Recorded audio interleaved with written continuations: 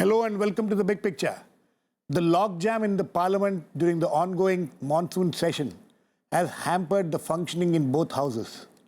While for the last 2 days the Lok Sabha has witnessed some business after 25 Congress MPs were suspended for this week, the Rajya Sabha with the government in a minority has continued to face disruptions with hardly any work done. Meanwhile, the government has been handicapped severely with many of the key legislations like the land bill and the GST bill, among others, getting caught in this logjam. One of the way out being suggested in certain quarters, both within the government and outside, is to convert some of the pending bills into a money bill so that the consent of Rajya Sabha becomes redundant. A money bill entails that it be passed in Lok Sabha, and even if it is not passed in the Rajya Sabha, it becomes a law. The proponents of this measure feel that it is the only way out of this logjam. It may be recalled that in the budget session, the government had managed to get the black money bill passed by converting it into a money bill. We will discuss today the feasibility of converting bills into money bills and which of the bills can be turned into a money bill and what are the hitches in doing so. And if this is the only way out and what is constitutionally permissible. To discuss this, I have with me N.K.Singh, a former MP and also former Revenue Secretary in the Government of India and also a former member of the Planning Commission, P.D.T.Achary, former Secretary General Lok Sabha, and Smita Gupta, political editor of The Hindu. Welcome to all of you. Mr. Achary, this debate, is it a new one? Converting money, bills into money bill, is it a new one? Has there been a history of this in the parliament? Well, it's a new discussion. It's a new debate, and I have never heard about a bill being converted into a money bill, because according to me, that is not just possible. Why? Because Article 110 deals with the money bill. It lists out certain subjects, about 7 items, right, which form the subject matter of a money bill. And only these items will form the subject matter of a money bill. And if the bill contains anything else also, then it is not a money bill. So the Constitution is very strict about the money bill. Therefore, I would say that it is not possible and it's not feasible. We will come to the feasibility or otherwise, factor a little later. But Smita, do you think that, we have had this, we have seen this happening just in the last budget session, as I mentioned earlier, the black money bill, which was facing problems in the Rajya Sabha, which could have faced problems in the Rajya Sabha, came as a money bill, and then it got passed. So now, why is this issue cropped up again? See, even at that time when that black money bill came up, designed as a money bill, that time a CPM MP had registered his protest. Many of the opposition had given it in writing to the chairman of the Rajya Sabha that this was not correct and that he should look into it. Subsequently, the chairman of the Rajya Sabha, Mr. Hamid Ansari, had said that the person who decides whether a bill can be a money bill is a speaker of the Lok Sabha. And there that debate had sort of, for that moment, had ended.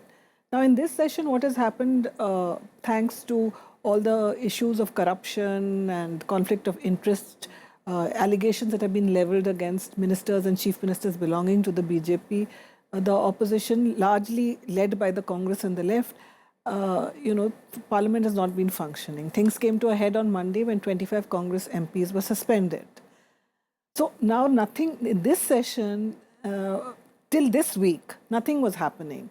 This week, I think only supplementary demands and grants have been passed and some one or two minor bills in the Lok Sabha. So for the government, they are kind of facing a kind of paralysis.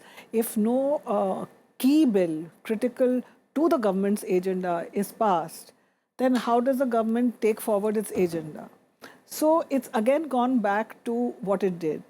In fact, even at the time of the union budget this year, there were certain items that were inserted and the opposition MPs had raised objections, saying that you cannot insert them into the budget.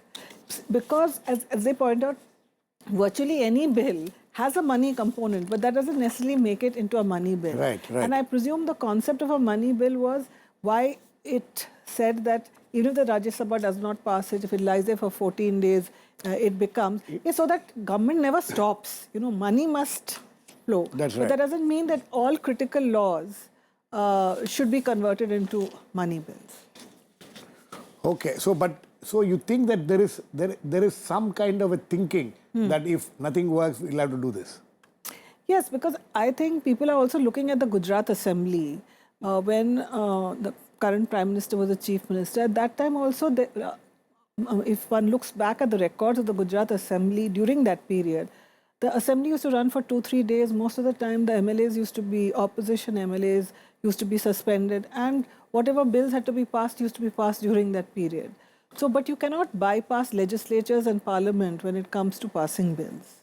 Mr. N.K.Singh, Mr. Singh, the question is, let us look at the larger issue. We will come to the specifics a little later. But as far as what Mr. Achary says is that, converting bills into money bills is something which normally doesn't happen.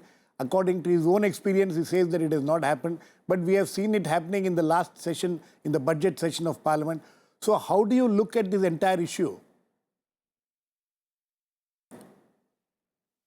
No, frankly, I think that I totally agree with Mr. Achary that you cannot convert a bill into a money bill. Either a bill is a money bill ab initio, or it is not a money bill. The procedure for classifying it as a money bill has been stipulated in the Constitution. Right. Article 110 stipulates the broad provisions. But of course, we must note that there are various items which have been listed in the Article 110, but the prefatory clause of Article 110 says if one or all of these, all or any of the following matters. One of those, right, is all or any of the following matters is the prefatory clause. Right. So I think that even if one of those get attracted, I mean, technically speaking, a plea can be taken for introducing this and treating this as a money bill. But here there are, I think, 2 or 3 very serious problems. First of all, I think that it is quite clear that a constitutional amendment bill, which this GST is, a constitutional amendment bill cannot be a money bill. Because I think that the you mean it cannot be converted into a money bill? President, first of all, there's no conversion. If it has to be done, it will have to be, I mean, if there is at all an intention, it will have to be, I think, introduced ab initio as a money bill after following the due procedures which have been prescribed in the Constitution. Correct. And since the assent of the President has not been taken in this GST prescribed under Article 117, which is so for all money bills, right, the assent of the President is taken before the legislature can take it up. That has not been done. So a constitutional amendment bill cannot, in my opinion, be treated as a money bill, since that is the structure of our federal entity. I mean, after all, in the GST, 50% of the legislatures have to really also approve this. And there is no provision in which the assent of the legislatures can be taken for granted, and a constitutional amendment bill can become a money bill. I mean, so far this has not been the precedent. So I totally agree with Mr. Achary. There is no question of converting anything into a money bill. The due procedures would have to be gone through for treating this as a fresh bill, and for this to be subjected to the scrutiny on the basis of which the Speaker has, of course, to be satisfied, and the powers of the Speaker in this case, as rightly pointed out, appears in the Constitution to be quite supreme, because Article 110.3 or 110.4 says that the decision of the Speaker on whether or not it is a money bill is a final decision. Right. And that's a power that the Speaker derives from provision of the Constitution itself. So that is my broad reaction on this whole question of whether GST can be treated, how does it become a money bill or not? Okay. Yes. If I could just add to what Mr. N.K. Singh said, on the GST bill, he's absolutely right. And in fact, those people in government who are proposing that certain bills should be classified as money bills to overcome also made it clear that the GST bill, being a constitution amendment bill, could not be classified. Could not be classified. Even those states... who are proposing this idea. Mr. Achary, how did the black money bill then become a money bill? You know, there were actually... What were the provisions? What were the provisions there which could be brought into this category? I will briefly explain what exactly is the money bill. Let us understand that's important. You know, as Mr. N.K.Singh was rightly saying, Article 110 deals with this, and Article 110 very specifically says that only one of these items, that word only has been used in the main body of that article. Yes, only provisions dealing with all or any. Bill. But you know what Mr. Singh said, all or any. No, all or any. A bill can contain all the listed items. Yes, there are. But only these items, not anything else. There are 7 items. I'm telling you, if a bill, for example, contains anything other than these items, then it is not a money bill. So a money bill, pure and simple, that has been defined by Article 110. And of course, it says there are 6 items which are specific items. 7. No. Oh, seventh is any matter. Incidental. Yes, any matter. Incidental to any of these items. Right. So, that is the thing. Any of these matters and any other things which are incidental to that matter. Doesn't that give a broad, scope for That depends on the subject matter of the bill. But the point is, the Constitution is very clear on this issue, that it has to be very strictly construed. This provision relating to the money bill has to be very strictly construed. Certainly, the power to classify or certify a bill as a money bill has been vested in the Speaker. That is because, Speaker is the presiding officer of the House of the People, and House of the People in our constitutional scheme has the powers with regard to finance. Right. So that is why it has been vested in the Speaker. But now there a point may arise, or a situation may arise. The Speaker has either deliberately or otherwise certified a bill as money bill, which is not strictly speaking a money bill. Right. It can happen. It can happen. No, that's why I'm asking you specifically. Yeah. As far as black money bill is concerned, I'm giving a broad hint about that. Actually, the point is, suppose a Speaker certifies a bill as a money bill, which is not a money bill, strictly speaking, then what is the remedy?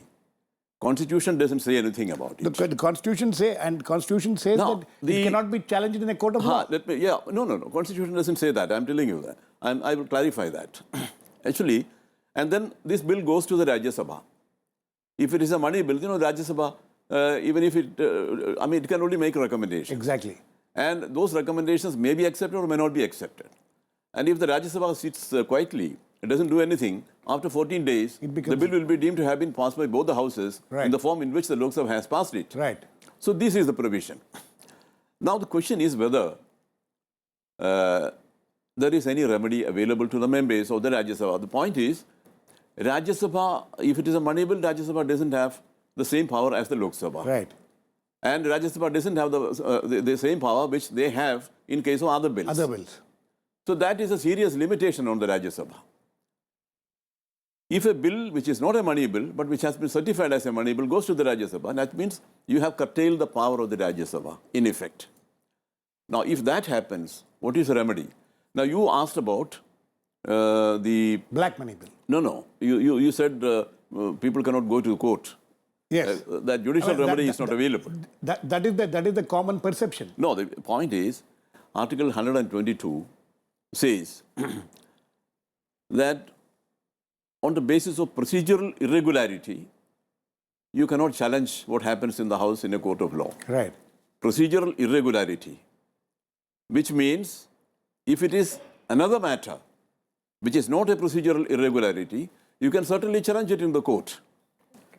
That is also there. Now, if you look at this provision, you will know that it is not a procedural irregularity. This is a matter, this is a constitutional decision with the speaker gives a constitutional power which has been vested in the speaker.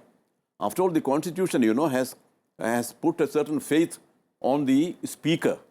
It means the speaker will give the correct decision. So, after all, you are depriving the other house of parliament. So you're actually saying that the speaker's decision can be challenged in a court of law? Well, there can be an interpretation like that. There can be an interpretation. Mr. Singh, would you like to, you know, what do you have to say on this? Is there such a possibility, one thing?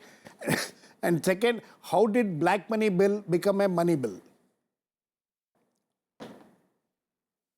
No, I think that as far as the black money bill is concerned, I mean, I believe that the government had obtained the opinion of the senior law officers before government submitted it for the consideration of the speaker. And as has been rightly pointed out, that as far as the constitution is concerned, the constitution is completely clear that the decision of the speaker in classifying this as a money bill is a final decision, and that was the course of action which was followed as far as the black money bill is concerned, even though, as has been rightly pointed out, that particular bill, apart from making provisions, stringent provisions in regard to black money, also amends two other collateral laws. It amends in the same process, the money laundering bill, right, which was, of course, a separate bill, and it also amends the FEMA, the Foreign Exchange Management Act, right, as part of the same bill.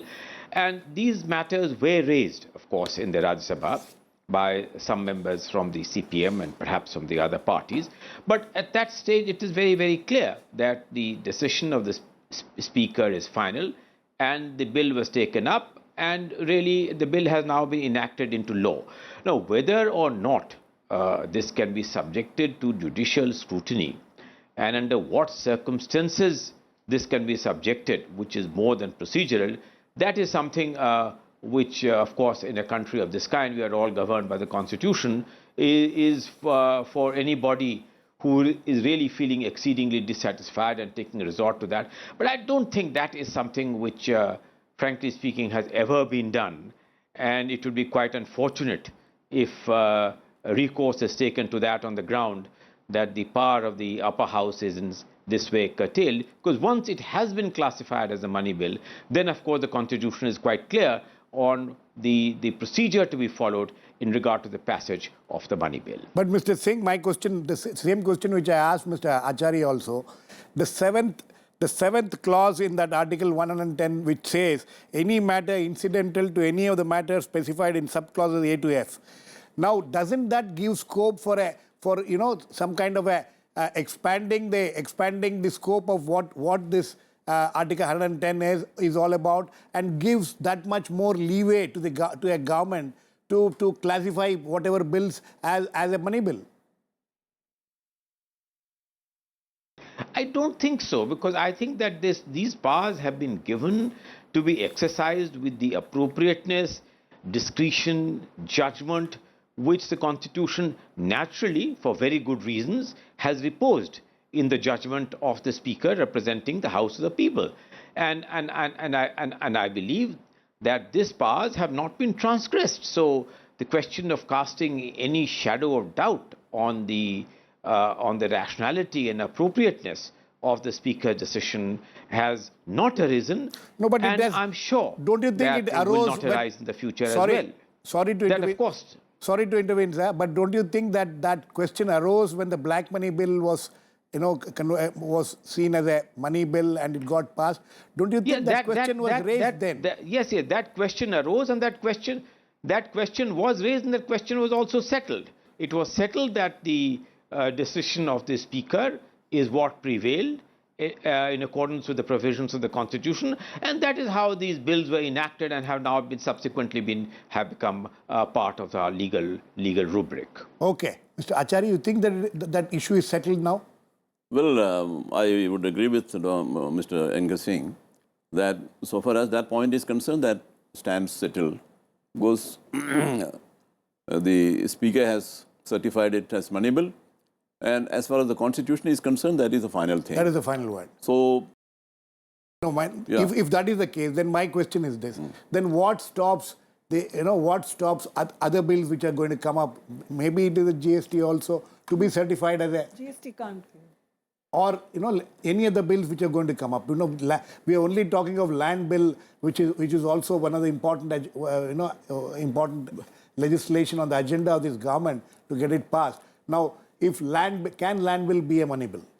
Well, you see, the point is, as I said in the beginning. Completely far-fetched too. I'm sorry. I understand, sir, it is far-fetched, but I'm just, trying to understand the scope to which this can be expanded. Well, to reply to your question, yes. The point is, as I said in the beginning, the Constitution has cast a certain faith in the Speaker, because the Constitution makers believe that the Speaker would take the correct decision. And as Mr. N.K.Singh has said, this question has never arisen actually. If it arises, then of course people have to think about the other ways of resolving this issue. But so far it has not arisen. So far it has never arisen. In the case of this black money bill, there were doubts expressed by the members of the Rajya Sabha, and they raised it. And perhaps the chairman, they came before the chairman and they placed these points before him. But the chairman, of course, reminded them about the constitutional provision. Exactly. There is not much that the chairman can do as far as... The chairman cannot do anything except to point out to the members about the existence of this article, the power of the Speaker. So that is where it should rest normally. But in case a situation arises where there is a blatant kind of exercise of, wrong exercise of power in this matter, then of course people may think about taking recourse to other remedies. That is okay, but at the moment, perhaps it is not possible. Smita, we are only discussing these two bills. There are other bills which are pending before the government to get it passed. You think that there are any such bills which the government or some people in the government feel that they can do it, they can do this way? Well, as was explained to us by people in government, that many bills have some kind of a money component. Element of money in it. Yeah, meaning like suppose it's something to do with some rural development program or something, say, so there is no money involved. So that is the explanation they gave. Maybe it's a facile explanation, but it's obviously something that they're thinking about. And if Mr. Achary suggested that there is some scope for a judicial intervention, but otherwise there's always public opinion. Of course, public opinion. Mr. Singh, see, one of the clauses in Article 120 says the appropriation of monies out of the Consolidated Fund of India. Now, this is something, as Smita was pointing out, and as some people in the government have been talking to journalists, and she was mentioning that, this is a clause which can be really, expanded and interpreted to bring in virtually any bill will have some amount of some money which is coming out of the Consolidated Fund of India. Well, I think that I'd just like to make two observations.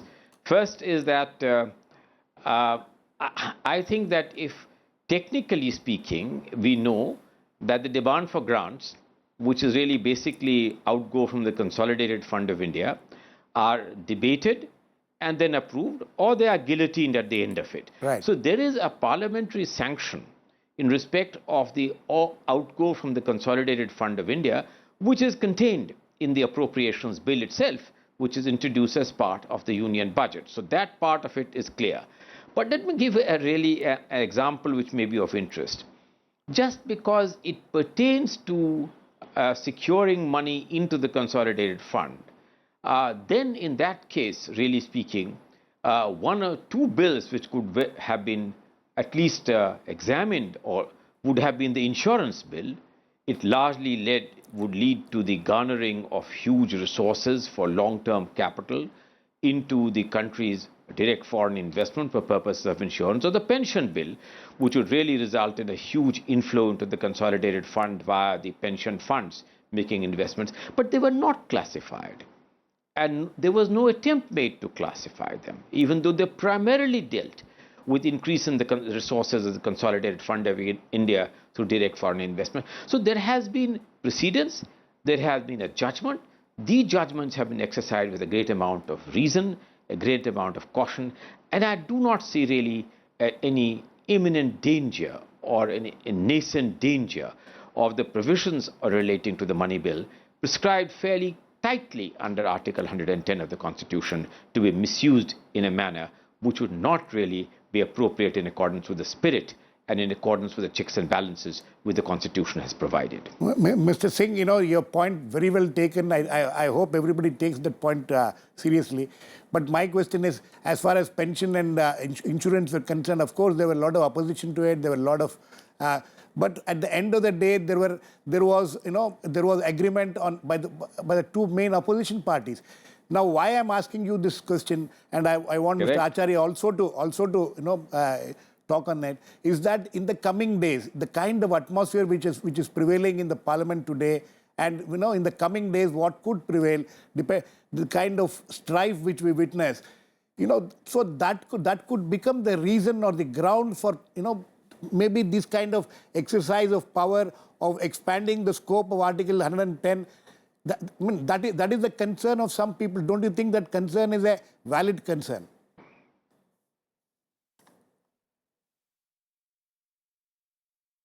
My own feeling is that these concerns are misplaced. The misgivings need to be allayed. That government is committed to following the letter and spirit of the Constitution in regard to treatment of money bills, and I don't see any danger whatsoever of these articles being subjected or being misused in a manner which contravene the basic spirit and features of the Constitution. Okay. So Mr. I Achary? think that these misgivings, frankly speaking, are totally misplaced. Okay. Mr. Achary, would you say the same thing? Actually, what I have to say about this is the appropriation from the Consolidated Fund of India, which is mentioned in Article 110, means the appropriation bills, which are passed by the houses after the demands are passed. It basically, as far as I know, it basically deals with that, because appropriation out of the Consolidated Fund of India. Now this comes under Article 110, which means only the appropriation, only. If a bill contains only appropriation, only then it becomes a money bill. If it contains something else also, then it is not a money bill. No, So, so that means that there is a scope for interpretation. no, there is no scope for There is interpretation. no scope for interpretation. So far as this appropriation is concerned, there is no scope for absolutely, interpretation. But there are, according to me, absolutely there is no scope for interpretation. As far as these 6 clauses plus 1 is concerned under Article 110, you don't think there is any scope for interpretation? I don't think there is much scope in that. Of course, the 7th one, the last one says... The last one... Incidental. Okay. But then... Smita, very quick last words to you. You think that, this is an issue, as Mr. Singh says, the concerns are misplaced, or you think that we need to keep a watch? No, I'll pick on something else that Mr. N.K.Singh also said. He says these misgivings need to be allayed. He said that earlier. Yes. So I think, I hope Mr. N.K.Singh's words, those words are heard. Okay. Misgivings need to be allayed, but this is a debate which needed to be debated, and hope it will be debated further also. Thanks to all my guests. Please keep watching. We'll come back with another issue, The Big Picture, same time tomorrow.